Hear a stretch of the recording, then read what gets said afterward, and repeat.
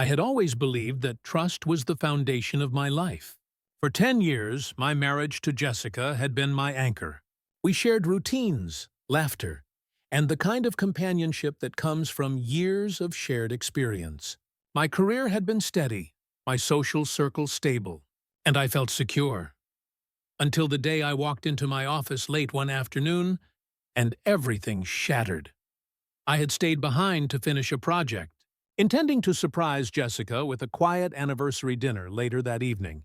As I walked past the open door of my boss, Mark's office, I heard voices. Low, intimate, unmistakable. My heart dropped as I realized the unthinkable. Jessica was there, and the tone of her voice left no room for doubt. She was cheating.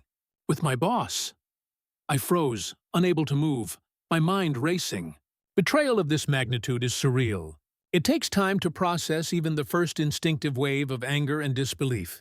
I stepped back quietly, but the floor creaked beneath me, and the sound drew their attention.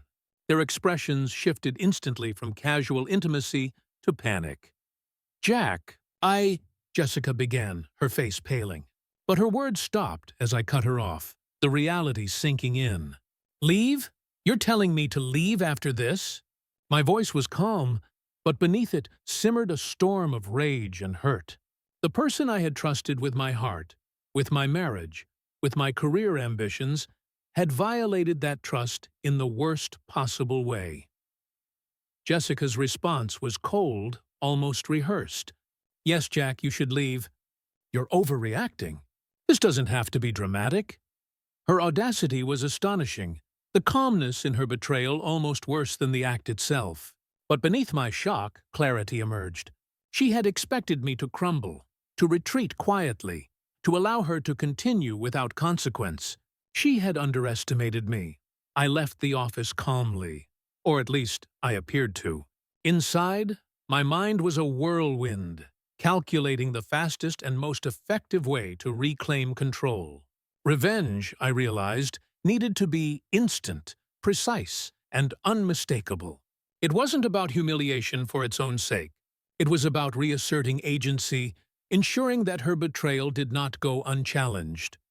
I returned home briefly, collected my things, and set the stage. The first step was public exposure, not in a vindictive way, but through undeniable evidence that could not be ignored. I sent discreet emails to HR, providing screenshots of their messages, call logs, and incontrovertible proof of the affair. The shockwave was immediate. Mark, my boss, had built his reputation on professionalism and control, but the evidence left no room for maneuver. HR launched an investigation instantly, and the office atmosphere shifted from normalcy to tense speculation. Meanwhile, I confronted Jessica in front of witnesses, mutual friends, colleagues, and neighbors who could attest to the gravity of the betrayal. She attempted to deflect, to claim misunderstanding, to suggest that my reaction was excessive. But with the evidence laid bare, her words carried no weight. Every attempt to minimize, excuse, or manipulate was met with unwavering clarity. The power dynamic had shifted, and she realized too late that I had regained control. The revenge continued through strategic financial and personal decisions. I terminated any joint accounts, ensuring that shared resources could not be exploited. I moved out of our shared home, taking possession of personal belongings that held sentimental and practical value, leaving her to confront the emptiness of the life she had recklessly disrupted. Every action was precise, deliberate, and measured, underscoring the consequences of betrayal without resorting to impulsive anger. The social repercussions were swift and unmistakable. Word spread through the office, through friends, and eventually through her social circle. The aura of invincibility she had relied upon was shattered. People began to see the betrayal for what it was, and her attempts to maintain normalcy in her life were undermined by the public acknowledgement of her actions. The revenge was not just emotional or financial. It was undeniable and unavoidable. In the weeks that followed, the legal and logistical consequences took hold. Divorce proceedings began. custody and asset arrangements were established, and boundaries were enforced with clarity and precision. Jessica's attempts to manipulate or sway outcomes were consistently countered by careful documentation, strategic decisions, and legal oversight. The instant revenge had not only delivered immediate accountability, but also ensured long-term protection and control over the situation. Emotionally, the process was transformative. The initial shock and devastation gradually gave way to clarity and resilience. I realized that betrayal, while painful, can catalyze personal growth, strategic thinking, and empowerment. By responding decisively, calmly, and with precision, I reclaimed control over my life, my emotional well-being, and the trajectory of my future. The story, as it unfolded, was a powerful reminder of the importance of boundaries, foresight, and integrity. Jessica had assumed that her betrayal could go unchecked, that her audacity would allow her to continue without consequence. She had underestimated the impact of strategic action combined with clarity and composure. The revenge was instant in effect and lasting in consequence. Months later, as I rebuilt my life, the lessons became even clearer. Trust, once broken, can never be fully restored.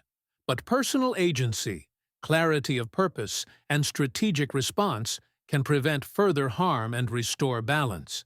Jessica's actions had consequences that she could not evade, and the equilibrium of my life, once disrupted, was steadily reconstructed. The final realization was profound.